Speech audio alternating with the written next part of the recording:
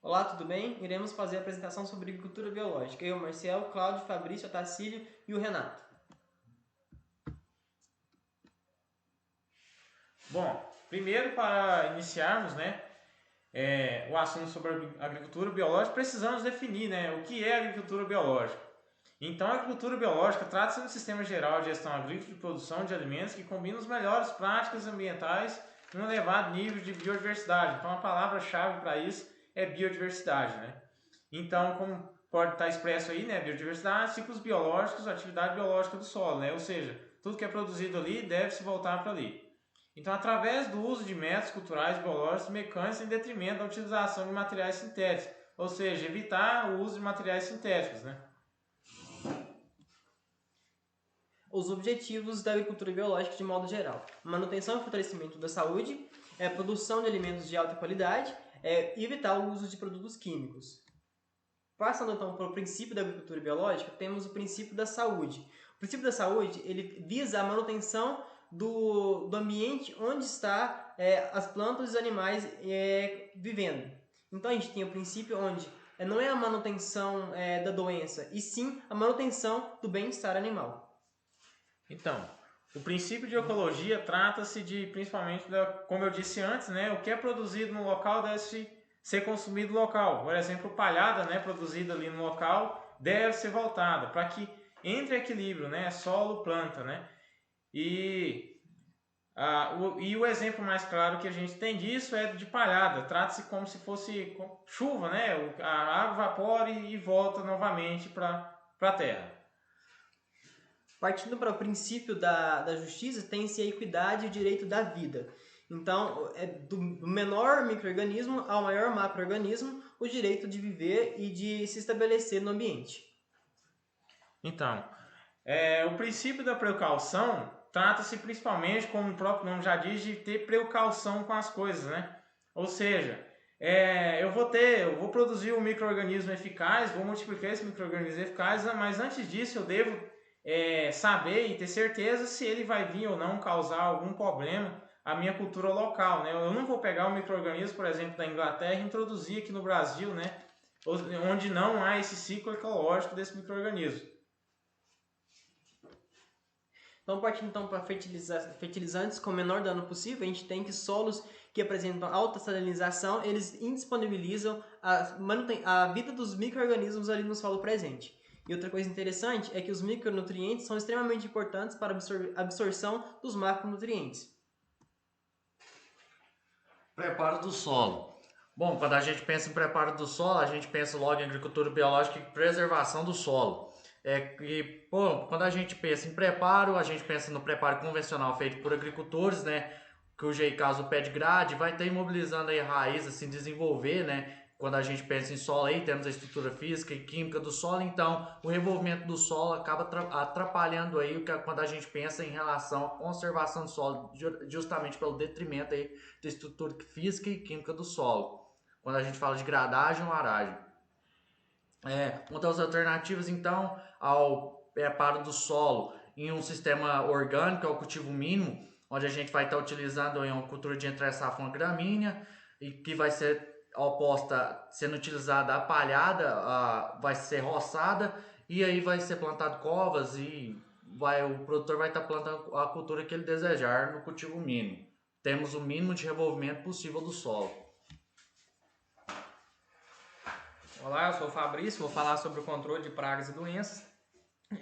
Como meus amigos já dizem, a agricultura biológica ela não aceita o uso de pesticidas sintéticos, o uso de antibióticos nos animais, o uso de hormônios, e uma vantagem dela que é favorável para o cultivo é a rotação de culturas.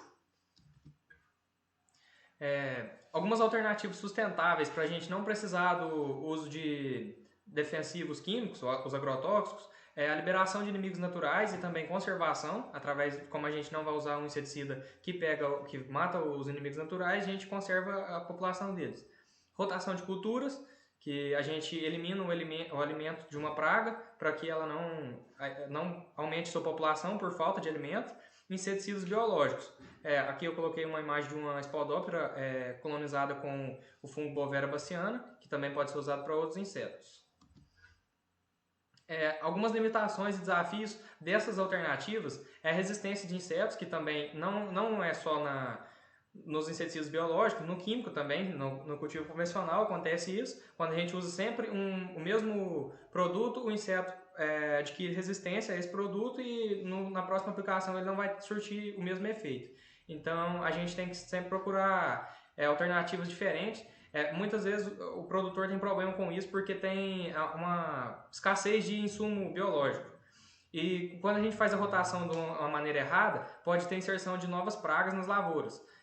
Se a gente não fizer uma rotação, sempre trocar as culturas que a gente está utilizando, o inseto pode se especializar numa nova cultura e migrar para outra cultura diferente. O caso da Spodoptera migrou do milho para a soja.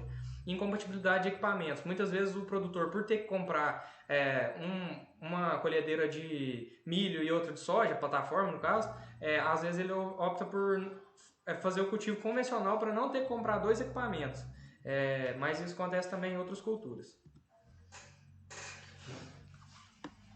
Então, agora falando um pouco sobre perspectivas, né? A gente tem que com as principais perspectivas é que a produção continuará a aumentar, né? Como vem aumentando nos últimos anos, né? Entretanto, ficará concentrada em regiões com poder de compra, né? Devido ao alto valor agregado a esses produtos, principalmente por questão de mão de obra, né? E mão de obra é algo muito caro hoje em dia.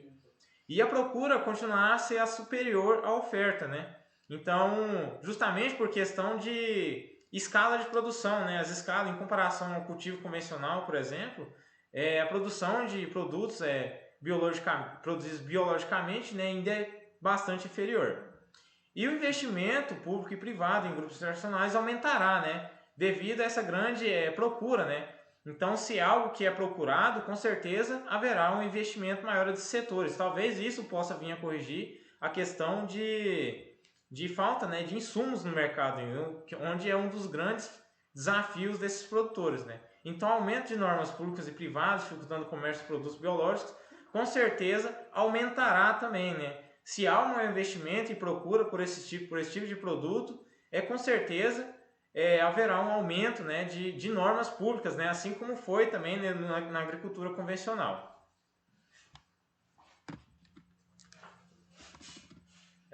Boa noite, eu vou dar continuidade aqui, vou falar sobre a gestão do solo e nutrientes na agricultura biológica.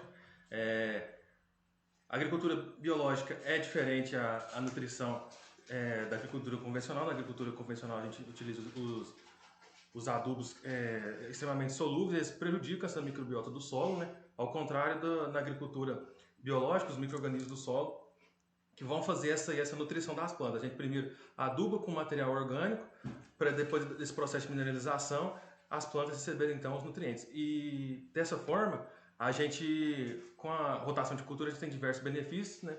Como a quebra do ciclo de doenças e de pragas.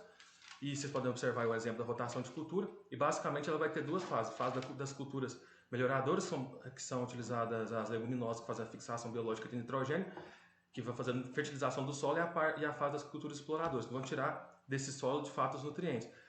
Mas é importante que sempre no final do ciclo de rotação a gente tenha um saldo positivo para o solo. Aqui a gente tem um exemplo de rotação de culturas com hortícolas. Ali na figura A, melô e tomate, na B, afolhamento, a selga e couve-penca. Então, afinal, por que de agricultura biológica? Existem 3 razões principais pelas quais a gente deve aplicar a agricultura biológica. Primeiro, razões sociais, questões de empregos; razões ambientais, questões de biodiversidade; e razões de saúde, que entra aí os resíduos químicos que são liberados no meio ambiente. Então era isso que a gente tinha para apresentar. Muito obrigado e até a próxima.